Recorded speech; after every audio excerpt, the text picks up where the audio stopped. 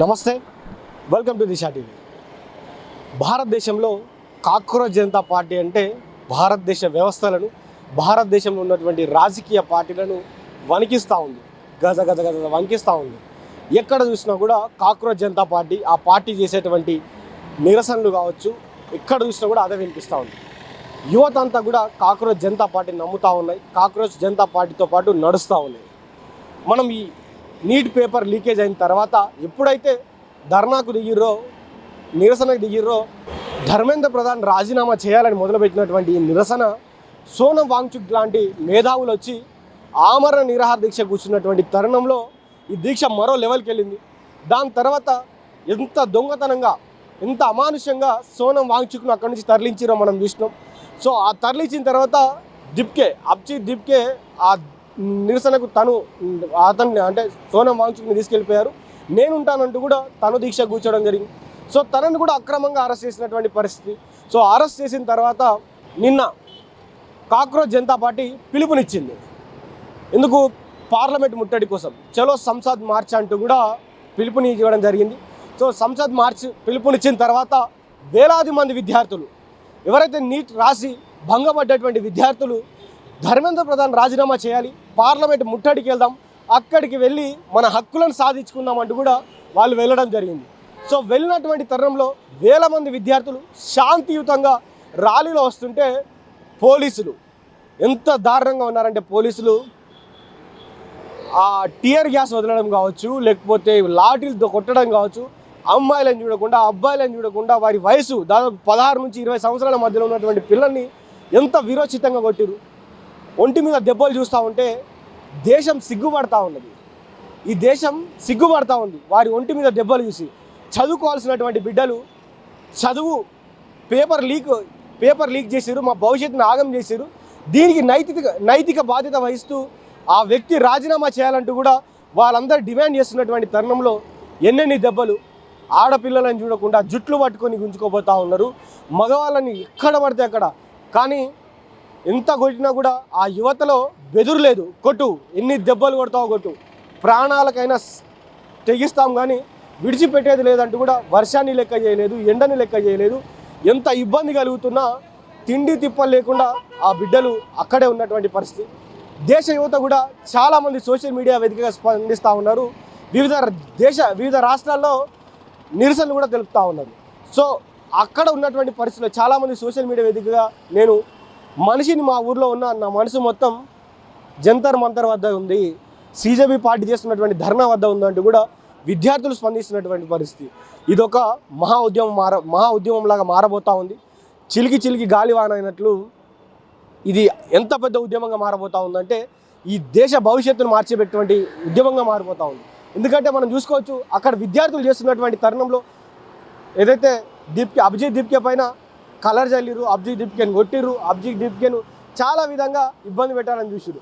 అయినా కూడా అతను ప్రతిదీ పాజిటివ్గా తీసుకొని చాలా గొప్పగా ఈ దేశ భవిష్యత్తును మార్చే విధంగా, ఈ దేశ విద్యార్థుల భవిష్యత్తు మార్చే విధంగా ఆ దీక్షను చేపడతా ఉన్నారు, శాంతియుతంగా చేపడతా ఉన్నారు. నిన్న మొన్న మన సోషల్ మీడియాలో చూసుకోవచ్చు, ఏదైతే బీజేపీ పార్టీకి సంబంధించినటువంటి సోషల్ మీడియాలో విద్యార్థులే పోలీసులు కొట్టిరని చూపెడతా ఉన్నారు.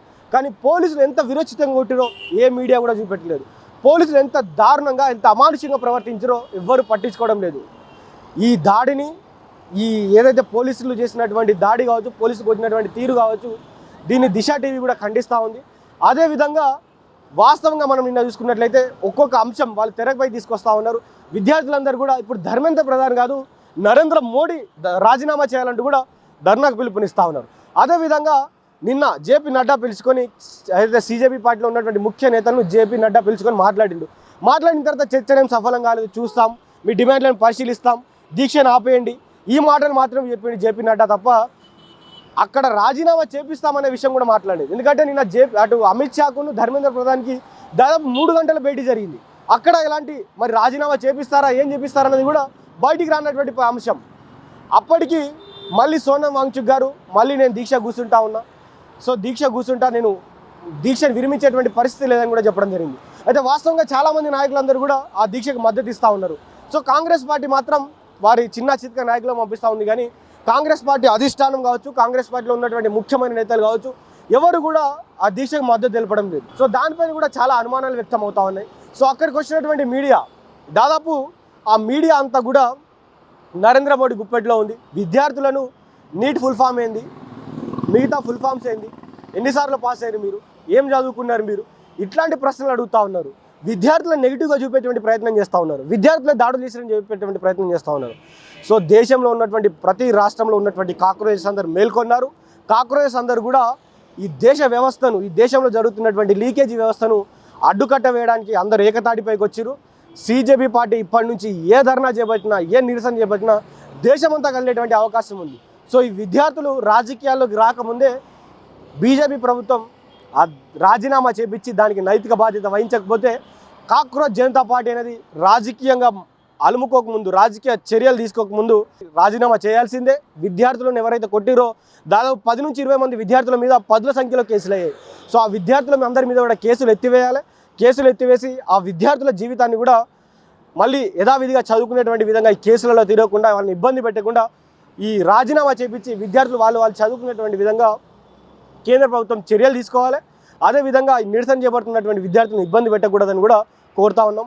నిజానికి దేశ యువత తలుచుకుంటే ఎన్ని దెబ్బలైనా తింటుంది, ఎన్ని అవమానాలైనా భరిస్తుంది. కానీ అనుకున్నటువంటి పట్టు సాధించేంత వరకు, అనుకున్నటువంటి అంశం మీద పట్టు సాధించేంత వరకు పట్టు విడవని విక్రమార్కుల్లా పోరాడుతూ ఉన్నారు. వారందరినీ కూడా అభినందిస్తూ ఉన్నాం. అదేవిధంగా రానున్నటువంటి రోజుల్లో వారు పోరాటంలో దిశ టీవీ కూడా వారికి తోడుగా ఉంటుంది.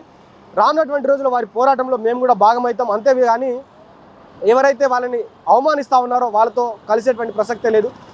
కాబట్టి రానున్నటువంటి రోజుల్లో CJP చేసేటువంటి పార్టీకి విద్యార్థులందరి మద్దతు ఉంది, మీడియా మద్దతు కూడా ఉంటుందని కూడా చెప్తా ఉన్నాం. చూద్దాం మరి రానున్నటువంటి రోజుల్లో కేంద్ర ప్రభుత్వం ఏ విధంగా స్పందిస్తుంది, బీజేపీ ప్రభుత్వం, నరేంద్ర మోడీ ఏం మాట్లాడుతూ కూడా వేచి చూద్దాం.